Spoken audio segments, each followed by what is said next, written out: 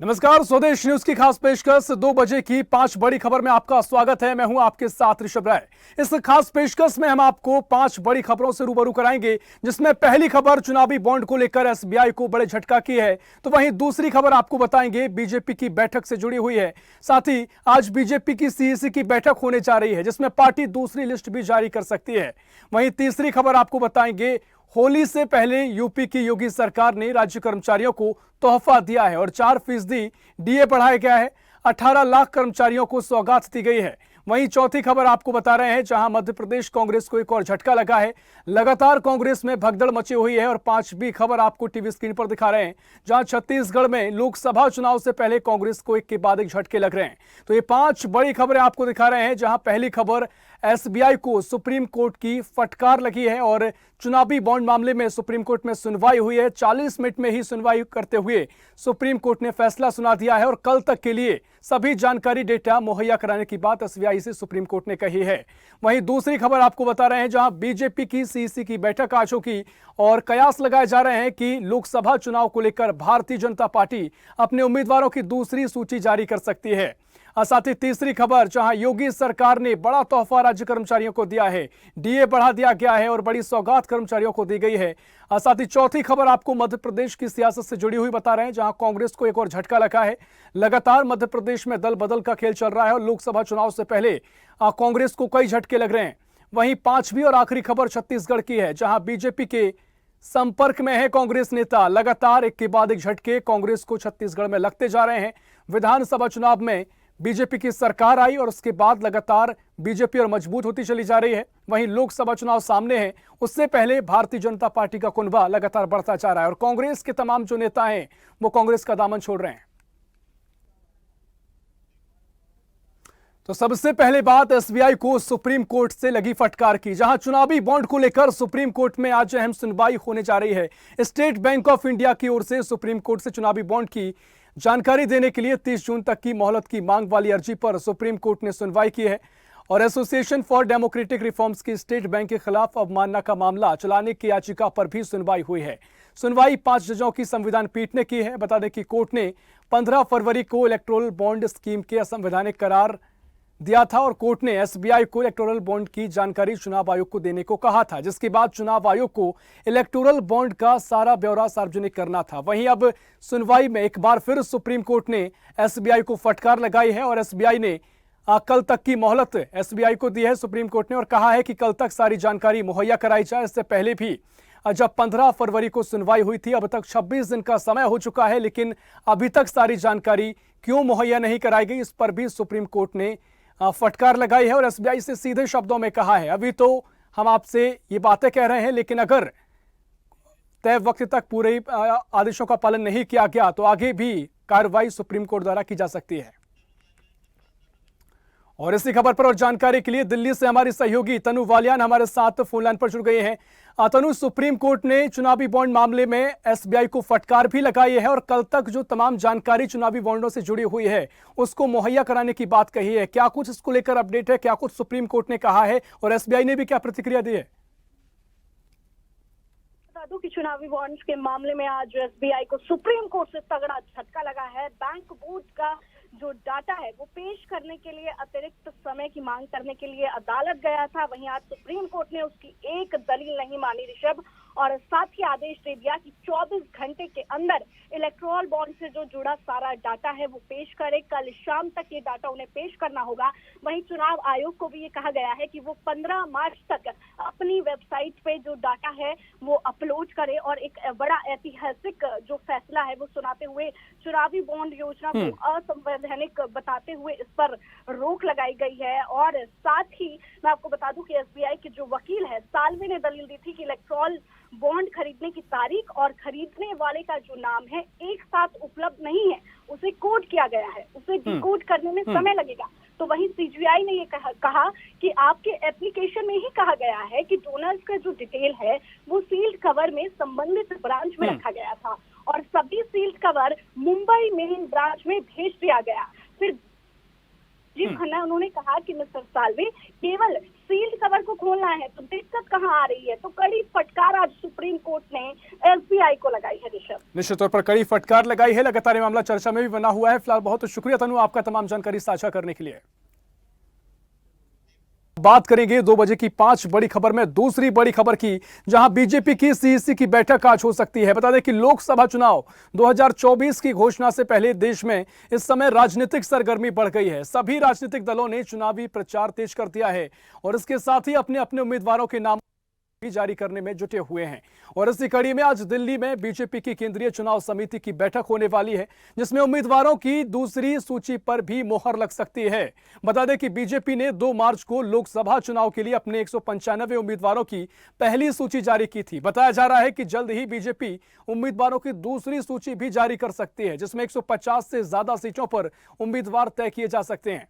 तो ये खबर आपको बता दें, जहां लोकसभा चुनाव से पहले भारतीय जनता पार्टी के भीतर संगठन स्तर पर लगातार मंथन का दौर चला है और वहीं अब सीईसी की बैठक आज होने जा रही है। इसमें कई कयास लगाए जा रहे हैं कि उम्मीदवारों की दूसरी सूची भारतीय जनता पार्टी आज जारी कर सकती है।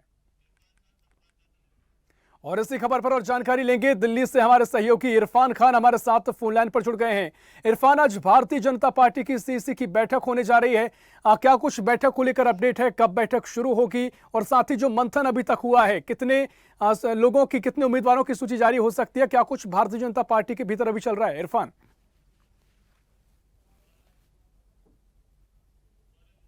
इरफान आवाज सुन पा रहे हैं?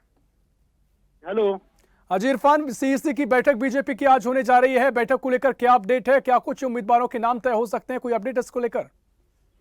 ऋषभ जी, अभी फिलहाल प्रधानमंत्री नरेंद्र मोदी हरियाणा गुरुग्राम में एक इनॉग्रेशन में गए हुए हैं। उसके बाद ही जो ईसी की जो बैठक है वो शुरू होने वाली है और उसमें एक आशा जताई जा रही है कि आज फाइनल लिस्ट जो है बीजेपी की जारी होगी। 195 की जो लिस्ट है वो पहले जारी कर दी गई थी, लेकिन फिलहाल अभी जो है प्रधानमंत्री की जो प्रोग्राम चल रहा है उसके बाद ही एक बैठक शुरू होगी और उसके बाद जो है जो फाइनल लिस्ट है बीजेपी की वो आज जारी होने की उम्मीद जताई जा रही है। निश्चित तौर पर देखना महत्वपूर्ण होगा कौन कौन से नाम सामने आते हैं। नजर आप बना रखिए, आगे आपसे अपडेट लेंगे। फिलहाल बहुत शुक्रिया इरफान, आपका तमाम जानकारी साझा करने के लिए। वहीं अब बात करेंगे तीसरी बड़ी खबर की, जहां योगी सरकार का तोहफा राज्यकर्मियों को दिया गया है। उत्तर प्रदेश की योगी सरकार ने होली से पहले राज्यकर्मियों और पेंशनरों को बड़ा तोहफा दिया है। सरकार ने इनकी महंगाई भत्ते में 4% की बढ़ोतरी करने का फैसला किया है। बढ़ा हुआ महंगाई भत्ता जनवरी 2024 से दिया जाएगा। सरकार के इस फैसले से 10 लाख राज्यकर्मियों और 8 लाख शिक्षकों को लाभ मिलेगा। बता दें कि राज्य सरकार द्वारा जो डीए है उसकी दर बढ़ा दी गई है और साथ ही महंगाई भत्ते की घोषणा होने पर इन सभी का वेतन बढ़ जाएगा। इनके अलावा 12 लाख पेंशनरों की महंगाई भत्ता में भी 4% की बढ़ोतरी की जाएगी। इस वृद्धि के साथ ही राज्य के खजाने पर करीब 314 करोड़ रुपए का अतिरिक्त भार आएगा। सूत्रों की माने तो वित्त विभाग की ओर से यह स्वीकृति दे दी गई है और डीए बढ़ते ही राज्य कर्मचारियों का महंगाई भत्ता बढ़कर 50% हो जाएगा। तो बड़ी सौगात उत्तर प्रदेश की योगी सरकार ने राज्य कर्मियों को दी है। और इसी खबर पर और जानकारी लेंगे, उत्तर प्रदेश से स्टेट हेड वंदना रावत हमारे साथ फोन लाइन पर जुड़ गई हैं। वंदना जी, आज योगी सरकार ने बड़ी सौगात राज्य कर्मियों को दी है, क्या कुछ सौगात दी गई है? जिस तरीके से डीए बढ़ाया गया है, कर्मचारियों में कितना उत्साह है और कितनी बड़ी सौगात मानी जा रही है? देखिए ऋषभ, उत्तर प्रदेश की जो योगी सरकार है वो हमेशा अपने कर्मचारियों का और अपने प्रदेशवासियों का ध्यान रखती है। इसको देखते हुए होली को लेकर उन्होंने कर्मचारियों को जो उनका पेंशन है उसको बढ़ा दिया, एक तोहफा दिया है होली की सौगात के तौर पर। राज्य सरकार ने कर्मचारी और पेंशनरों को महंगाई भत्ते में बढ़ोतरी की है। बढ़ोतरी में करीब 28 लाख कर्मचारियों के इससे फायदा होगा, क्योंकि अभी तक अगर कर्मचारियों और पेंशनरों की बात की जाए तो 46% उनको महंगाई भत्ता मिलता था, अब 4% उन्होंने और बढ़ा दिया। अब ये बढ़कर हो जाएगा 50%। तो इससे जो प्रदेश सरकार के करीब प्रदेश के जो 10 लाख कर्मचारी हैं और सरकारी कर्मचारी हैं उनको इसका लाभ मिलेगा, जिसमें 8 लाख शिक्षक है, 10 लाख पेंशनधारी है।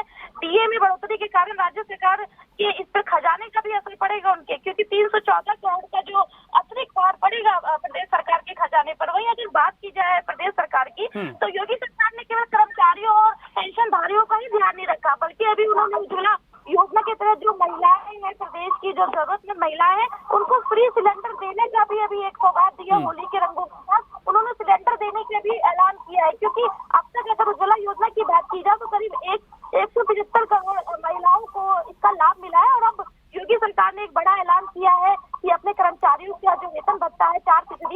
एक तोहफे के तौर पर उन्होंने होली पर दिया है। जी निश्चित तौर पर बड़ी सौगात यहाँ पर योगी सरकार ने दी है। बहुत शुक्रिया आपका तमाम जानकारी साझा करने के लिए।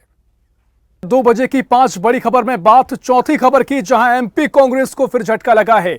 मध्य प्रदेश में लोकसभा चुनाव से पहले भारतीय जनता पार्टी कांग्रेस को झटके पर झटके देती जा रही है। आज कांग्रेस के पूर्व विधायक अरुणोदय चौबे और शिवदयाल बागरी बीजेपी में शामिल हो गए हैं। अरुणोदय चौबे सागर जिले की खुरई सीट से कांग्रेस के विधायक रहे हैं। उन्होंने विधानसभा चुनाव के कुछ महीने पहले ही कांग्रेस के सभी पदों से इस्तीफा दे दिया था।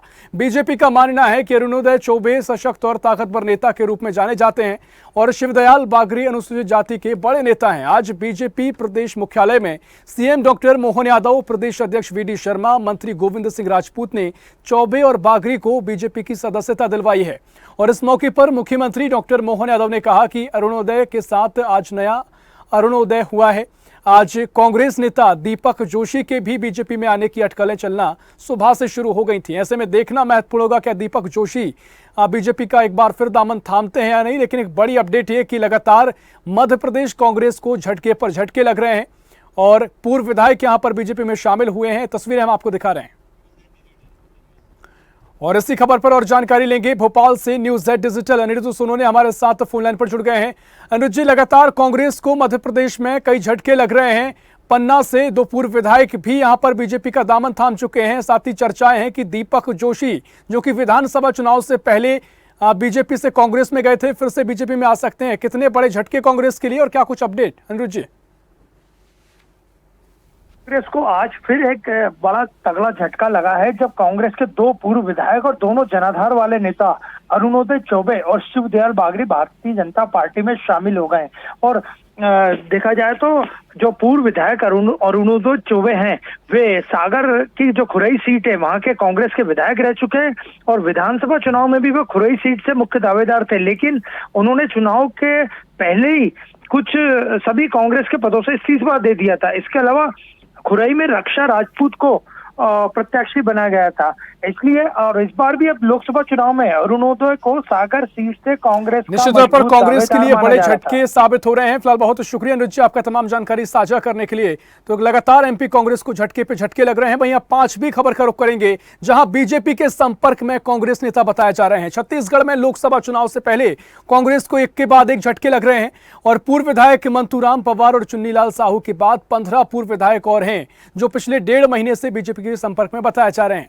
और इसी खबर पर और जानकारी लेंगे रायपुर से हमारे सहयोगी राहुल पाली हमारे साथ फोन लाइन पर जुड़ गए हैं। राहुल, लगातार छत्तीसगढ़ कांग्रेस को झटके लग रहे हैं। विधानसभा चुनाव के बाद स्थिति बनी हुई है, फिलहाल क्या अपडेट है? तो राहुल हमारे साथ जुड़ेंगे, लेकिन अपडेट आपको दे रहे हैं जहां पिछले 1.5 महीने से बीजेपी के संपर्क में नेता बताए जा रहे हैं। पहले सभी को एक साथ बीजेपी में प्रवेश कराने की योजना थी, लेकिन कुछ नामों पर बीजेपी में अभी मंथन चल रहा है। सूत्रों की माने तो अगले 15 दिनों में कुछ और नेताओं का प्रवेश हो सकता है। बता दें कि सिर्फ छत्तीसगढ़ में ही नहीं बल्कि पूरे देश में लोकसभा चुनाव से पहले कांग्रेस में भगदड़ की स्थिति है। इसी खबर पर और जानकारी लेंगे, रायपुर से हमारे सहयोगी राहुल पाली हमारे साथ जुड़ गए हैं। राहुल, लगातार छत्तीसगढ़ कांग्रेस में झटके पर झटके लग रहे हैं। कई नेता बीजेपी के संपर्क में भी बताए जा रहे हैं, क्या कुछ अपडेट है?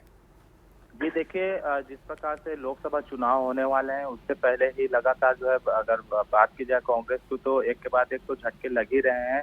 पिछले दिनों की अगर बात की जाए तो जो पूर्व विधायक है मंतूराम पवार और जो चुन्नीलाल साहू हैं वो जो है बीजेपी में शामिल हो चुके हैं। इसके साथ में जो पूर्व 15 विधायक हैं वो भी अब बीजेपी में शामिल होने की बात सामने आ रही है। तो कहीं ना कहीं यहाँ कहा जा सकता है कि जो छत्तीसगढ़ की जो राजनीति में है वो कांग्रेस को झटका लगते हुए सामने आ रहे हैं। विधानसभा चुनाव के दौरान देखा गया था कि टिकट को लेकर के लगातार जो पूर्व विधायक रहे और जो विधायक की जो टिकट मांग रहे थे कांग्रेस के जो नेता हैं उनके बीच में कहीं ना कहीं वहाँ पे नाराजगी दिखाई दी, किन्हीं को टिकट नहीं मिला गया और टिकट मिलने के बाद भी जो देखा गया कि वो जीत कर जो विधानसभा निश्चित तौर पर कांग्रेस के लिए बड़े झटके आगे भी साबित हो सकते हैं। फिलहाल बहुत शुक्रिया राहुल आपका तमाम जानकारी साझा करने के लिए। तो 2 बजे की 5 बड़ी खबर में ये 5 महत्वपूर्ण खबर थी जिनसे हमने आपको रूबरू कराया। फिलहाल के लिए इस खास पेशकश में इतना ही। देश प्रदेश की और भी खबरों के लिए देखते रहिए स्वदेश न्यूज, सबसे पहले देश।